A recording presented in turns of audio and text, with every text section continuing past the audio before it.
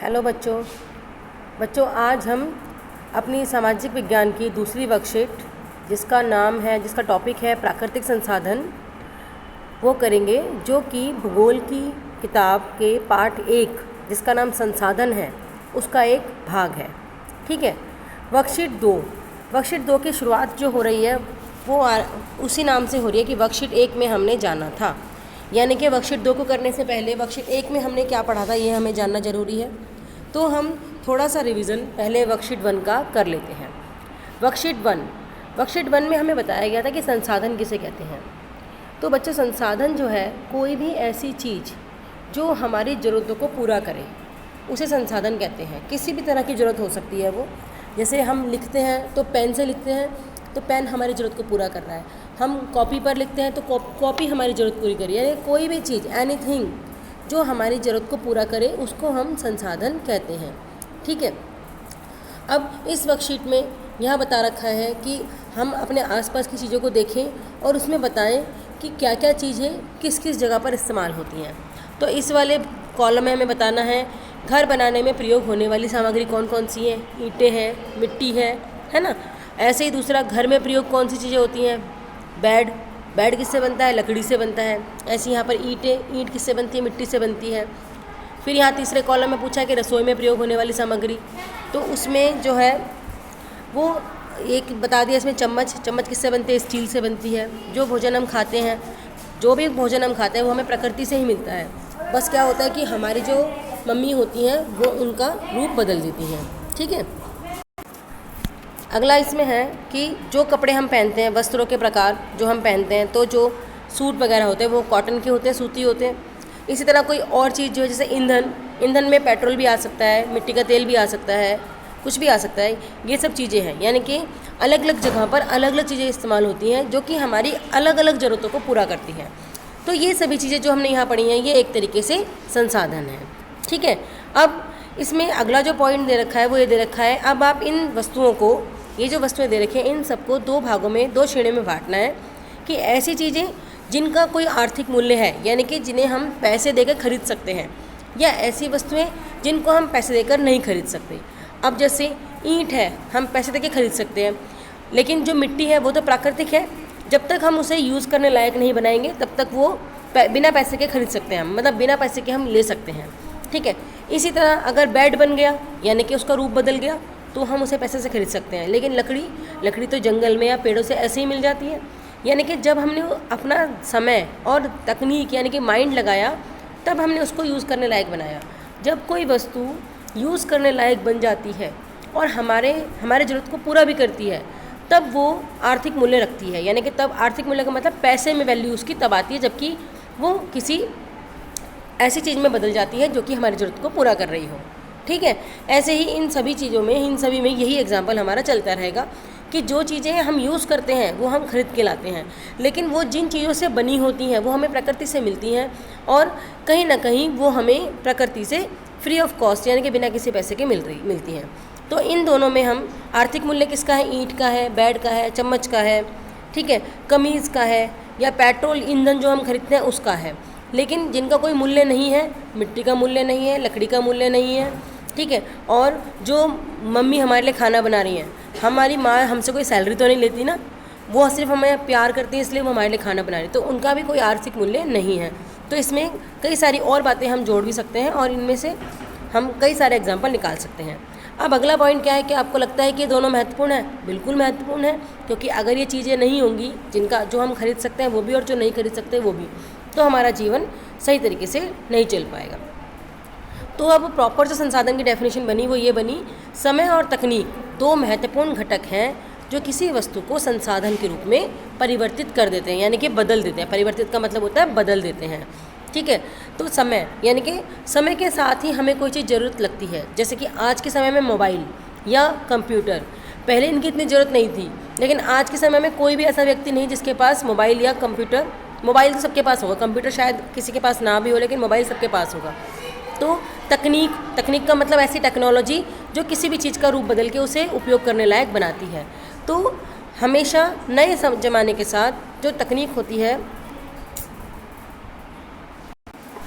नए ज़माने के साथ जो तकनीक होती है वो बदलती रहती है और कई ऐसी वस्तुएं हमारी लाइफ में जुड़ जाती हैं जो कि हमारे लिए आगे के लिए महत्वपूर्ण बन जाती हैं। ठीक है, अब आगे देखेंगे। उदाहरण के लिए जंगल में उगने वाली कई ऐसी दवाइयाँ हैं, अभी भी औषधियाँ हैं जिनके बारे में हमें नहीं पता, लेकिन अगर आने वाले टाइम में कुछ लोगों ने, वैज्ञानिकों ने उन दवाइयों को खोज लिया और किसी बड़ी बीमारी का उनसे दवाई बना ली है, उनके बीमारी उनसे हटा दी है, मिटा दी है, उस दवाई से उस बीमारी का इलाज हो गया है, तो वो हमारे लिए समय के साथ एक संसाधन बन जाएगा, लेकिन अभी वो हमारे लिए संसाधन नहीं है। ठीक है, तो यही है कि संसाधन समय के साथ और तकनीक के साथ बनते हैं।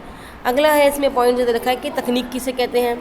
नवीन ज्ञान, नए ज्ञान और टेक्नोलॉजी या कौशल, हमारी जो बुद्धि है उसका प्रयोग करके जब हम कोई नई चीज़ बनाते हैं तो उसे हम तकनीक कहते हैं। अगला है पेटेंट। पेटेंट क्या होता है कि कोई ऐसी चीज़ जो हमने बनाई है अपने दिमाग को इस्तेमाल करके उस पर अपना रजिस्ट्रेशन करवा लेना कि ये चीज़ मेरी है, इसको कोई और इस्तेमाल तो कर सकता है लेकिन मुझसे पूछकर, तो उसे पेटेंट कहते हैं। ठीक है, अब अगला क्वेश्चन ये है कि अपने परिवारजनों से उन संसाधनों के बारे में जानने की कोशिश कीजिए, वह उनकी सूची बनाइए जिनका प्रयोग आप आज कर रहे हैं और वह पहले उपलब्ध नहीं थी, जिनमें कि मोबाइल भी आ जाएगा, कंप्यूटर भी आ सकता है और भी कई सारी चीज़ें हैं जो कि आप यूज़ करते हैं लेकिन पहले आपके मम्मी पापा उन्हें यूज़ नहीं करते थे। ठीक है, सोचिए किस वजह से आज आप उनका प्रयोग कर पा रहे हैं, तो तकनीक की वजह से कर रहे हैं, जो नए साइंटिस्ट आ रहे हैं, नई नई चीज़ें आ रही हैं उनकी वजह से कर रहे हैं। ठीक है, तो इन सब जो मैंने ऊपर समझाया उन सब के आधार पर आप नीचे दिए गए क्वेश्चंस को उनका जवाब देंगे। ठीक है, किसी वस्तु के संसाधन के रूप में परिवर्तित होने के लिए किन विशेषताओं का होना आवश्यक है। पहला तो यही है कि हमें उसकी ज़रूरत होनी चाहिए, दूसरा वो प्रयोग करने लायक होना चाहिए। ठीक है, और वो उपलब्ध भी होना चाहिए हमारे सामने। अगला है कोई वस्तु किन घटकों के कारण संसाधन के रूप में परिवर्तित होती है, तो तकनीक और समय के कारण। ठीक है ना। तालिका में थर्ड क्वेश्चन है, तालिका 1 में आपने जो सूची बनाई है, यानी कि ये वाली जो सूची हमने बनाई है उसमें बताना है कि इनमें से कौन सी वस्तु जो हमें प्रकृति से प्राप्त होती है और कौन सी जो है वो मनुष्य से प्राप्त होती है। ठीक है, ये बताना है हमें। ठीक है जी, अब हम आते हैं अपनी दूसरी वर्कशीट पे जो कि मेन वर्कशीट है। आपको पता चल गया संसाधन क्या है, आपको ये पता चल गया संसाधन कैसे बनते हैं, कब कोई चीज़ हमारे लिए संसाधन बनती है। ठीक है, क्या क्या संसाधन है हमारे आसपास वो सब हम देखेंगे। अब संसाधन 2 तरह के होते हैं, बल्कि 3 तरह के होते हैं। एक होते हैं प्राकृतिक संसाधन, एक होते हैं मानव निर्मित संसाधन और एक होते हैं मानव संसाधन। ठीक है, तो इसमें है प्राकृतिक संसाधन। पहला जो हमारा जो वर्कशीट सेकंड है उसका पहला पॉइंट है प्राकृतिक संसाधन, जो हमें डिस्कस करना है। वर्कशीट 1 में हमने जाना कि वैसी सभी चीज़ें जिनकी कुछ उपयोगिता होती है वे संसाधन कहलाती हैं, यानी कि कोई भी ऐसी चीज़ जो हम इस्तेमाल करते हैं उन्हें संसाधन कहते हैं। इस उपयोगिता का कोई आर्थिक मूल्य हो ये ज़रूरी नहीं है। इसमें एग्जाम्पल दे रखा है कि अगर हम किसी प्राकृतिक दृश्य को देखते हैं जो कि सीनरी टाइप होता है, पहाड़ों का दृश्य देखते हैं तो हमें एक अच्छा सा लगता है, महसूस होता है, तो वो हमारे मन की ज़रूरत को पूरा कर रहा है कि हम जो परेशान से हों या थोड़ा हमारा मन उदास हो तो उन्हें देख के हम खुश हो जाते हैं, तो ये भी एक ज़रूरत पूरा कर रहा है।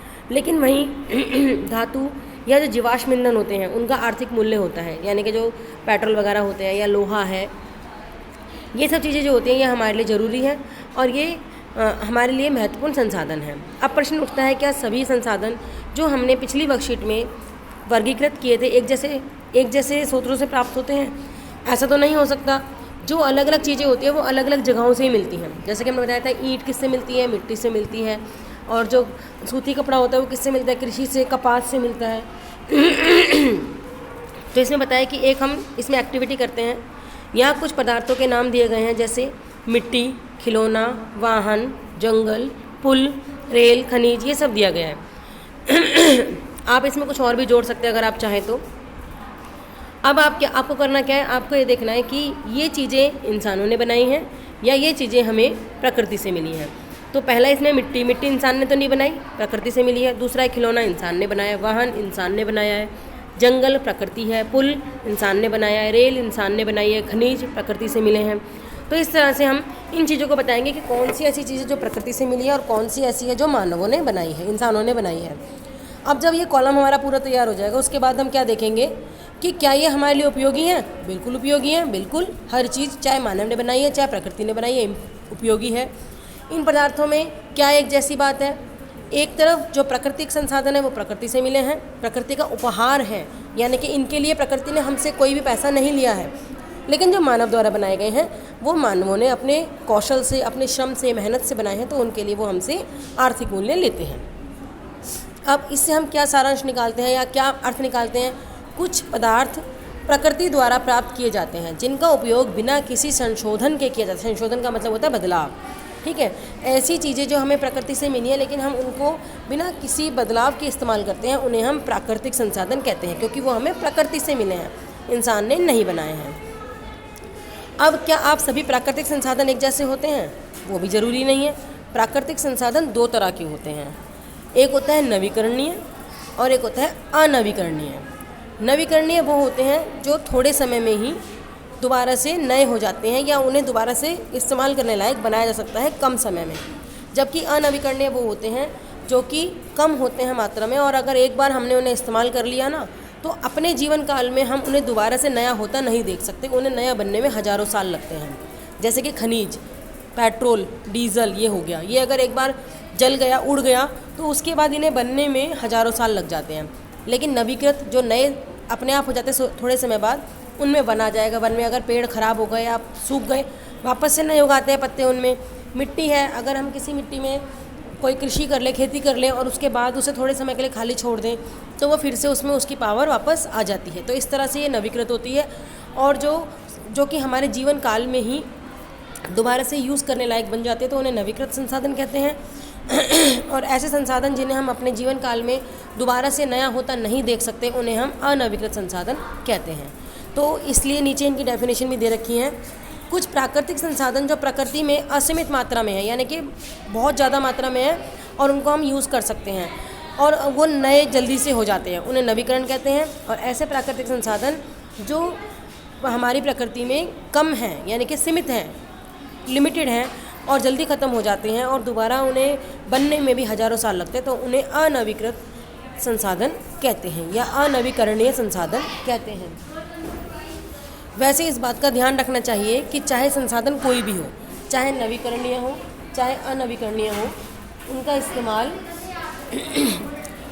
ध्यान से करना चाहिए, क्योंकि कोई भी संसाधन ख़त्म नहीं होंगे, लेकिन वो एक समय बाद जब हम उनका ज़्यादा गलत तरीके से इस्तेमाल करेंगे तो वो अपनी शक्ति खो देते हैं और वो उपयोग करने लायक नहीं रह जाते। जैसे पानी, जैसे जल का दे दिया इन्होंने कि अगर हम जल का लापरवाही से इस्तेमाल करेंगे तो जल रहेगा तो उतना ही, लेकिन वो पीने लायक या उपयोग करने लायक नहीं रहेगा, ठीक है। इसी तरह मिट्टी पृथ्वी पर उतनी रहेगी, लेकिन वो मिट्टी इस्तेमाल करने लायक नहीं रहेगी, ठीक है।